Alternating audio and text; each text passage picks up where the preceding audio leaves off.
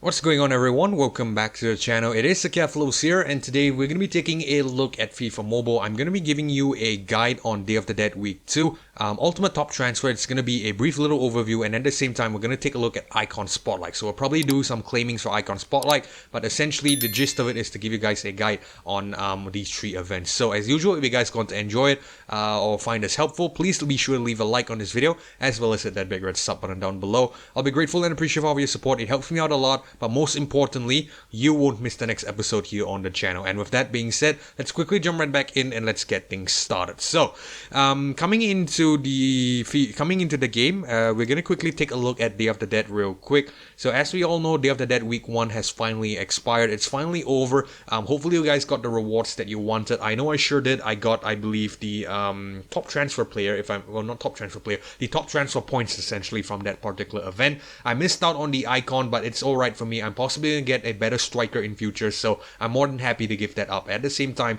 the reason for giving it up is because, I didn't really have much time to play the game. I had other stuff to do, other commitments in real life, so yeah, I didn't really have much time to play the game essentially. But regardless, coming back to today's event, Day of the Dead Week 2, for those of you who are familiar with this event, of course, skip ahead, you could possibly skip ahead to the rewards. I'm just going to give this brief little overview of how the event works to some of the newer players out there who are of course probably just joining us or possibly missed Day of the Dead Week 1. So, how does this event work?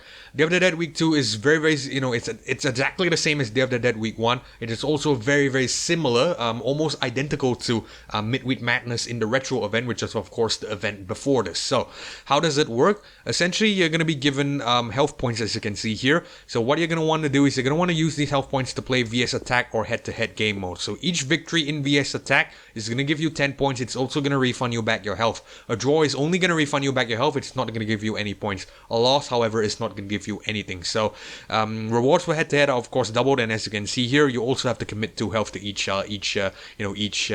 play essentially. So yeah, VS Attack, it's just a quick little recap. It's also on your screen. For VS Attack, 10 points and your health back. A draw is not going to give you 10 points. It's only going to give you your health back. A loss is not going to give you anything. Head-to-head rewards are doubled. So basically, that's the general idea of the mode. So how are you going to get more points? More health points to play more of this game mode. What you're gonna want to do is you're either gonna watch ads, or you're also gonna want to purchase coin offers, as you can see here. So what I've done so far is I've watched three ads of this particular reward essentially, and at the same time I've also purchased, I think, the Day of the Dead health one. So basically, watch ads and purchase health. So 3 times 3, I'm just gonna give you a rough calculation of how many times you can play.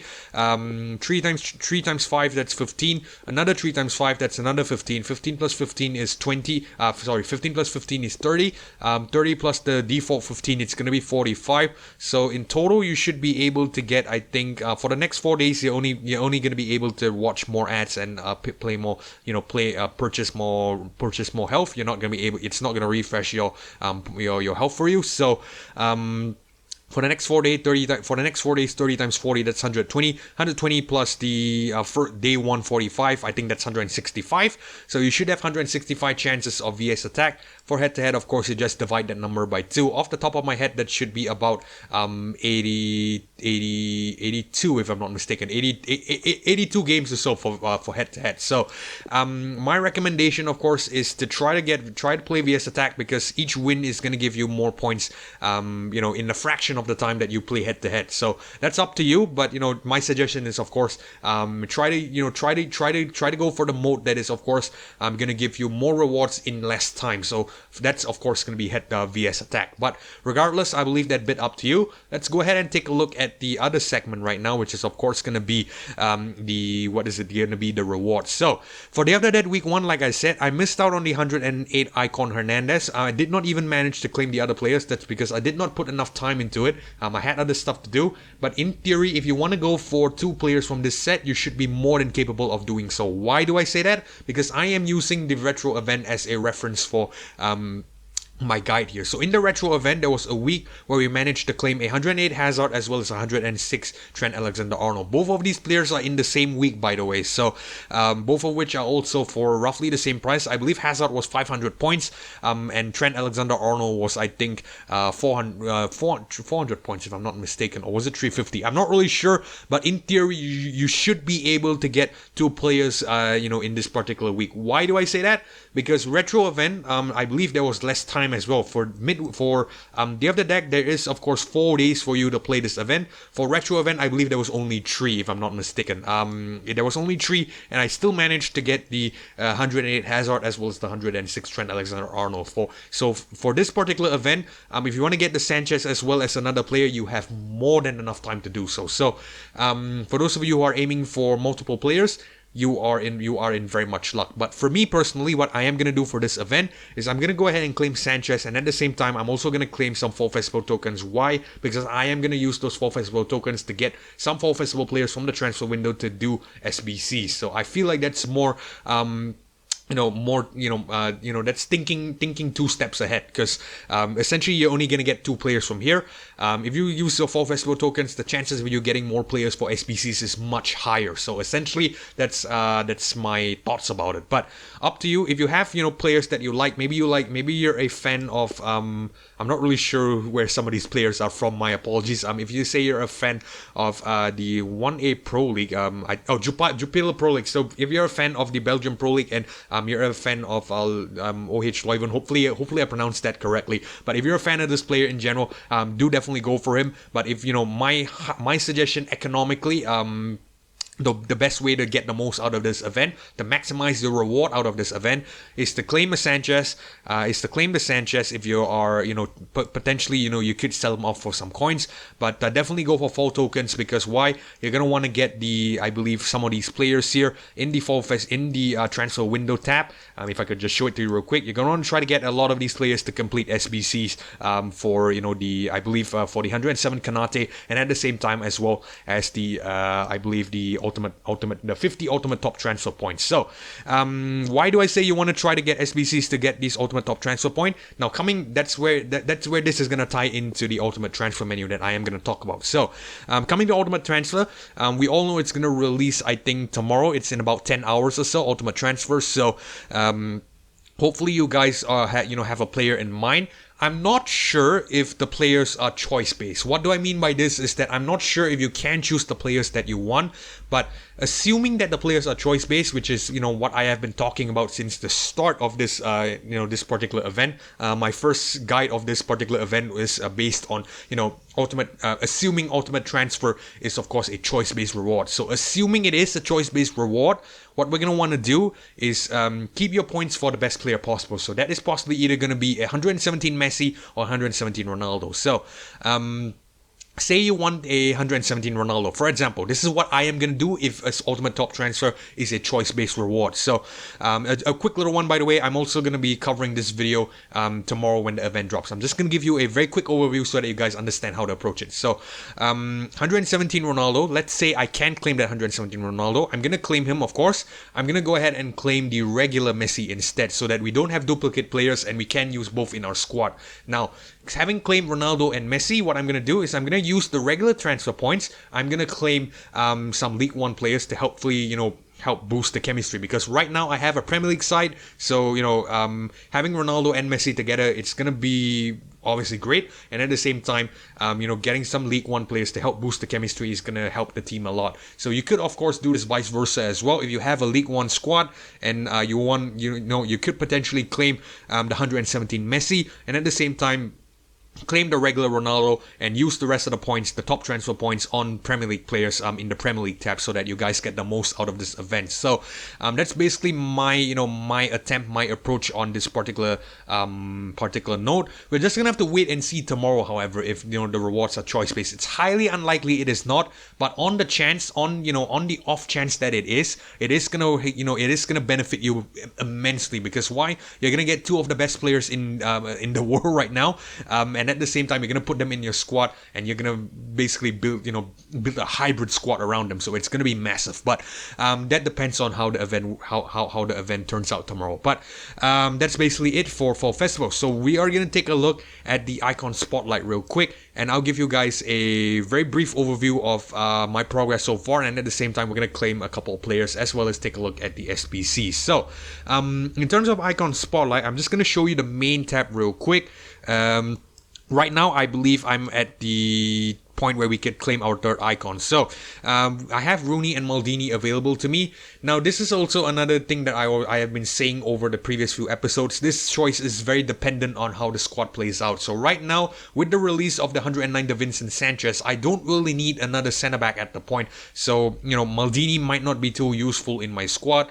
So it depends on whether do we go for him just for the sake that he is a player that I'm a fan of. So ideally I want to go for Rooney because I am a United fan, and at the same time I'm interested in I grew up watching Wayne Rooney, so I'm more than interested in getting him. But Maldini is also someone that I am really reluctant to miss out on. So basically my decision here is going to be based on how Ultimate Top Transfer plays out. So if Ultimate Top Transfer gives us I would say it's not choice based, I'm possibly going to take a regular Ronaldo, and we'll go with some Premier League players. So we might not need Maldini because we're going to get the 109 Varane. But if Ultimate Top Transfer is of course choice based, and you could choose the player you want, I'm going to take Ronaldo for that. I'm going to take the regular Messi, and we might go for some League One players, and in that aspect I might go for 109 Maldini just to help boost up the chemistry a bit. So like I said, my decision is based on Ultimate Top Transfers, which is going to be released tomorrow. However, what I can do today, what I can claim today is of course the SBC. So I'm going to show you the solution for Tier 5 SBC.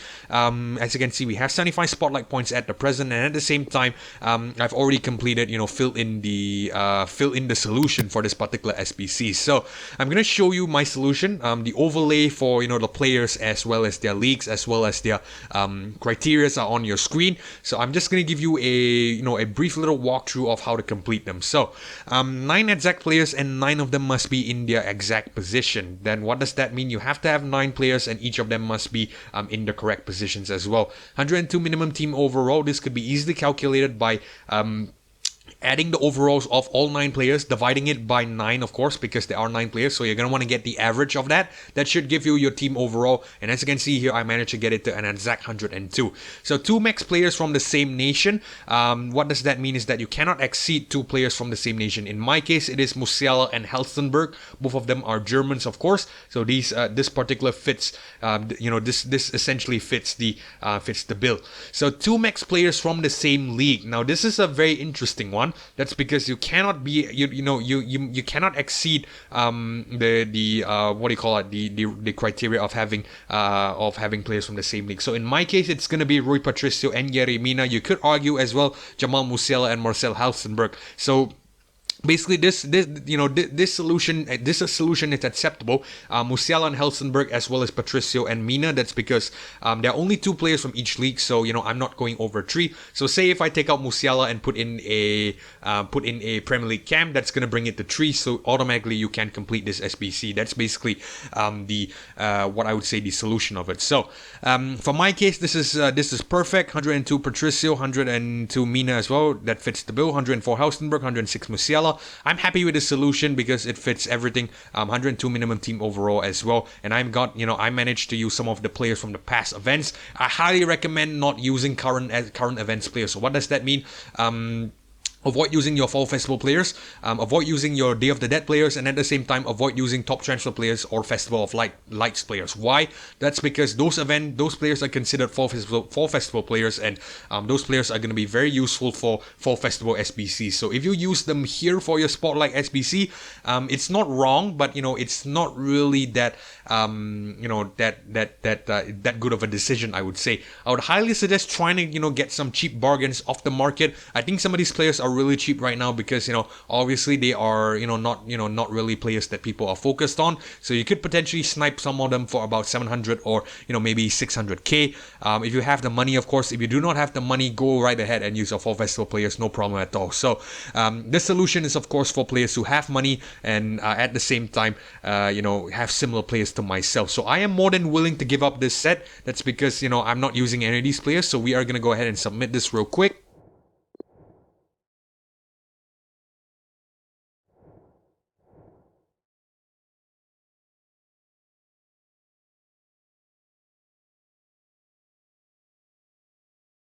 Okay, let's open it up and we should get 75 spotlight points. There we go. So we have about 138 spotlight points at the present, but right off the bat we could of course go ahead and claim some legendary skill boosts. I'm gonna do that real quick before we end this episode, just to just to end things on a high. So let's go ahead and just select the 10,000 skill boosts and let's go ahead and claim it. I want to see what skill boosts we get as well, because it could benefit the squad. So let's see what we get. Spotlight milestone tree completed as well in the background. That's gonna be good. Like I said, I'm gonna refrain from claiming either Maldini or Rooney at the moment. That's because I want to see how Ultimate Top Transfer plays out. So I'll give you my decision tomorrow with tomorrow's video. So let's go ahead and open up this 10,000 skill boost pack first, and let's see what we get.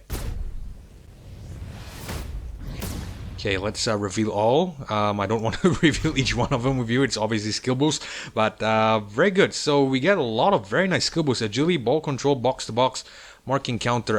Just off the top of my head, I think I have a lot of players who are using this. I think even Generalis is very, very good for my team right now. I'm not really sure, but yeah, I think it is very good because I am looking to transition to Buffon in future. But for now, it looks like a very, very good set, so I'm more than happy with this reward. So with that being said, we're gonna have to end the video here because we are running out of time, and at the same time I pretty much presented to you everything that I want to present. So like I said, tomorrow we'll take a look at the Ultimate Top Transfer event, and I'll give you my guide from there on how to proceed, and at the same time how I would proceed for my particular squad. Also, I think with tomorrow's release, I'm also gonna be doing more player claimings, possibly getting the Maldini or the Rooney, and at the same time some of the either Premier League or League One players, depending on what suits my team. So hopefully you guys enjoyed this guide. Hopefully it helped you guys out a lot. If it did, please be sure to leave a like as well as hit that big red sub button down below. I'll be grateful and appreciate all of your support. But most importantly, you won't miss the next video here on the channel. And at the same time, I hope to see you guys in the next one. This is Kevlo signing off. Peace.